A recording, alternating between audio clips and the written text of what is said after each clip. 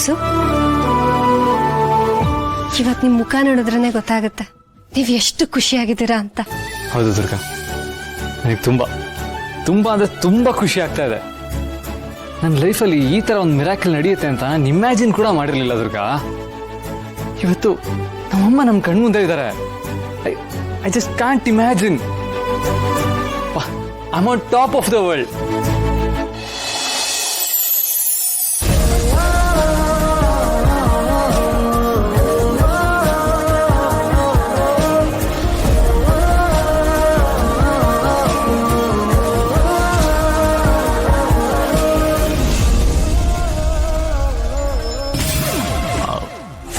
ದುರ್ಗಾ, ಅದು I am sorry, ಅದು ಖುಷಿಲಿ ಪರವಾಗಿಲ್ಲ ಬಾಸು. ಅದು ನಾನು ಅತ್ತೆ ರೂಮ್ಗೆ ಹೋಗಿ ಬರ್ತೀನಿ. ದುರ್ಗಾ, ಅದು ನಾನು ಬೇಕು.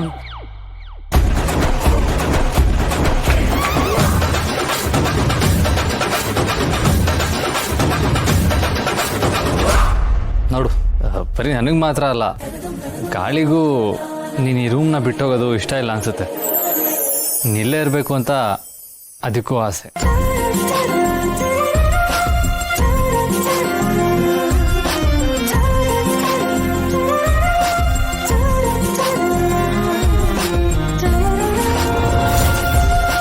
ದುರ್ಗಾ,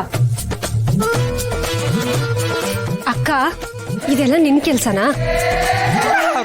ಸುಮ್ನೆ ಬಾಗ್ಲು ತೆಗಿ. ಆಗಲ್ಲ ಅಕ್ಕ, ಮರ್ಯಾದೆಯಿಂದ ಬಾಗ್ಲು ತೆಗೆದ್ರೆ ನಿನ್ಗೆ ಒಳ್ಳೇದು. ಇಲ್ಲ ಅಂದ್ರೆ ಇಡೀ ಪ್ರಪಂಚದಲ್ಲಿ ಮೊದಲನೇ ಸಲ ಕೈ ಮುರಿದೋಗಿರೋದೆವ್ವ ನೀನೇ ಆಗಿರ್ತೀಯ. ಸುಮ್ನೆ ಬಾಗ್ಲು ತೆಗಿ. ಅಕ್ಕ, ನಗ್ಬೇಡ, ನನಗೆ ಕೋಪ ಬರ್ತಿದೆ. ಬಾಗ್ಲು ತೆಗಿ ಅಕ್ಕ, ನಂಗೆ ಒಂಥರ ಆಗ್ತಿದೆ. ಬಾಗ್ಲು ತೆಗಿ ಅಕ್ಕ. ನೀನ್ ಬಾಗ್ಲು ತೆಗಿತೀಯೋ ಅಲ್ವೋ?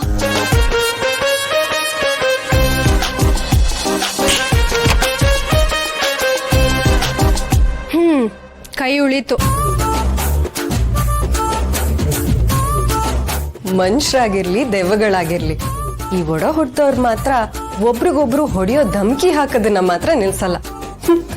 ದೇಹ ಇಲ್ದಿರೋ ನನ್ ಕೈನೇ ಮುರಿತೀನಿ ಅಂತ ಹೇಳ್ತಿದ್ದಾಳೆ ಪೆದ್ದಿ ದುರ್ಗಾ.